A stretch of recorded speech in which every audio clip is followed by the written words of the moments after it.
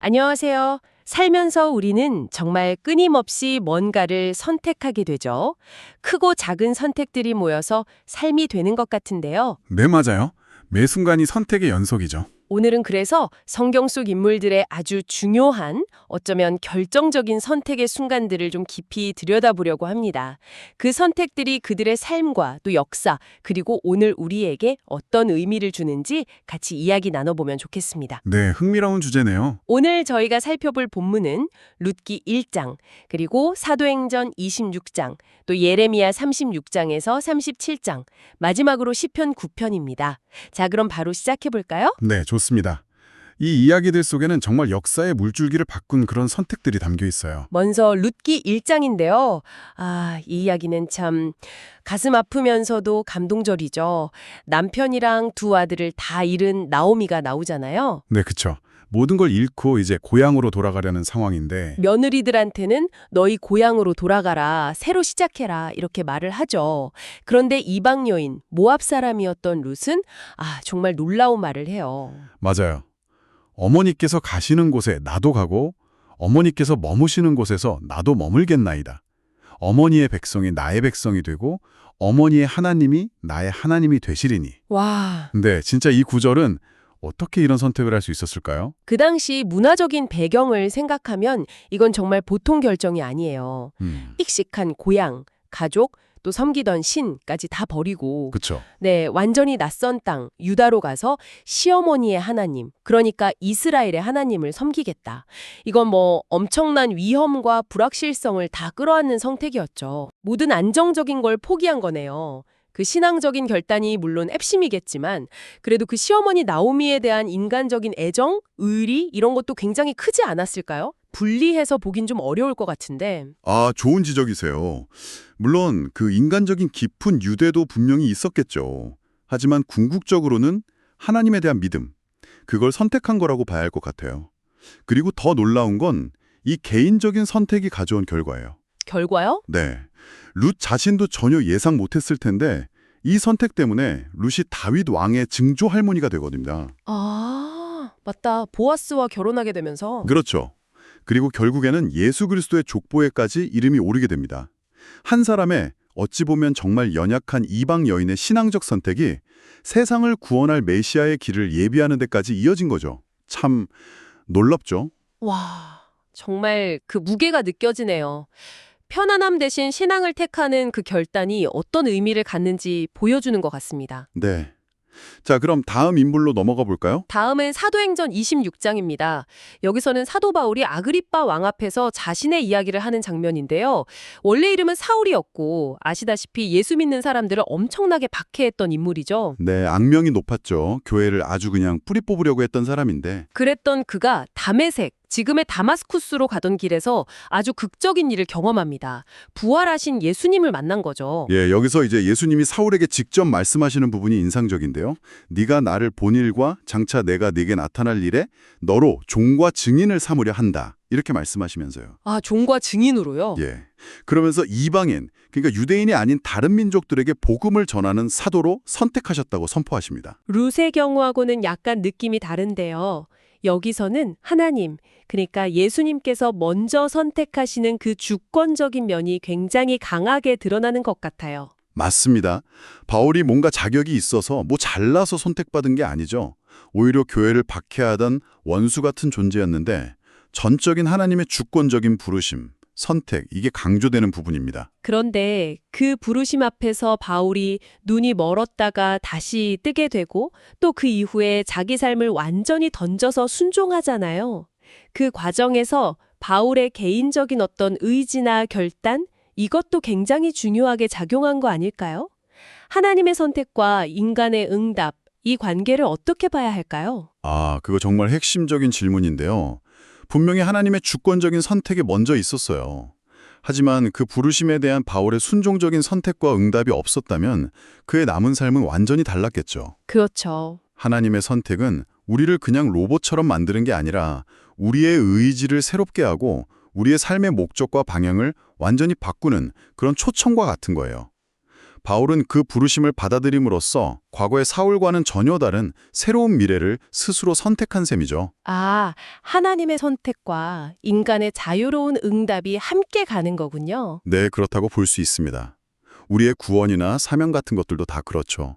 우리의 자격 때문이 아니라 하나님의 은혜로 시작되지만 거기에 우리가 믿음으로 반응하고 순종하는 선택이 따르는 거죠. 네, 이해가 됩니다. 자, 이번에는 예레미야서로 가볼까요? 예레미야 36장과 37장입니다. 여기서는 하나님의 말씀을 대하는 아주 상반된 선택이 등장하죠. 네, 그렇죠. 예레미야는 하나님의 명령에 따라 그동안 선포했던 모든 경고의 말씀을 두루마리에다 기록합니다.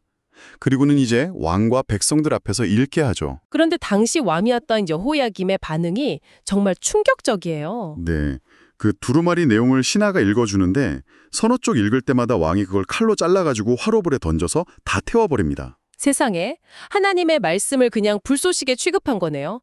말씀을 정면으로 거부하는 선택을 한 거죠. 맞아요. 이건 단순히 예레미야라는 선지자를 거부한 걸 넘어서 그 말씀 안에 담긴 하나님의 권위, 하나님의 경고 자체를 그냥 무시하고 짓밟아버린 거예요. 아주 오만한 선택이죠. 그런데 예레미야는 거기서 멈추지 않죠. 네, 하나님께서 다시 말씀하셔서 예레미야는 처음과 똑같은 내용으로 두루마리를 다시 만들어서 기록하게 합니다. 목숨이 위험할 수도 있는 상황인데도 말씀을 선포하는 선택을 굽히지 않은 거예요. 반면에 다음 왕인 시드기야는 좀 다른 모습을 보여요. 여호야김처럼 대놓고 거부하진 않고 예레미야를 감옥에 가두긴 했지만 몰래 불러서 하나님의 말씀을 듣고 싶어하는 그런 선택을 하죠. 네, 좀 더 복잡한 인물이죠. 말씀을 듣고 싶어는 하는데 그렇다고 그 말씀대로 따를 용기나 결단은 또 없어요.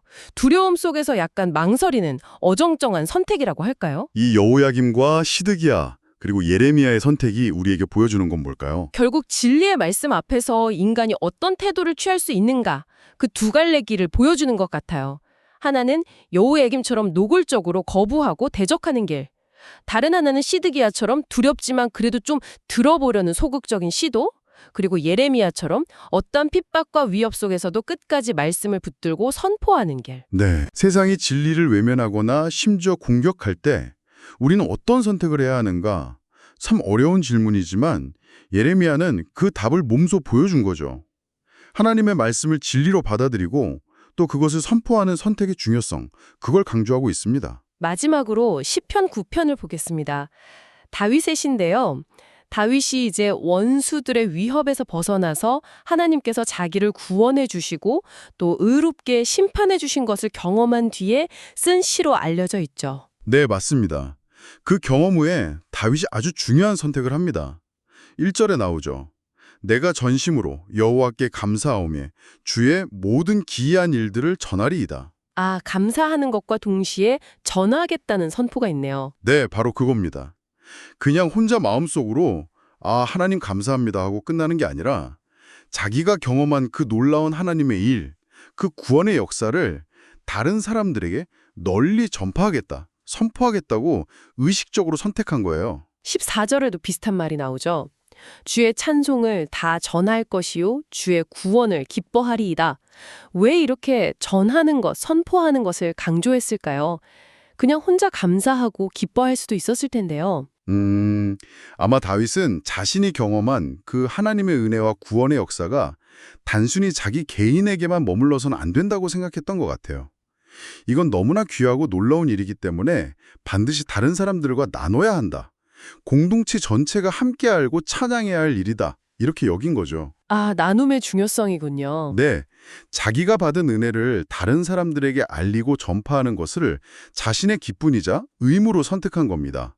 이것이 바로 우리가 받은 은혜를 어떻게 나눌 것인가, 그 선택의 문제를 우리에게 던져주는 거죠. 개인적인 경험을 넘어서 공동체적인 고백과 찬양으로 나아가는 선택. 네, 그렇군요.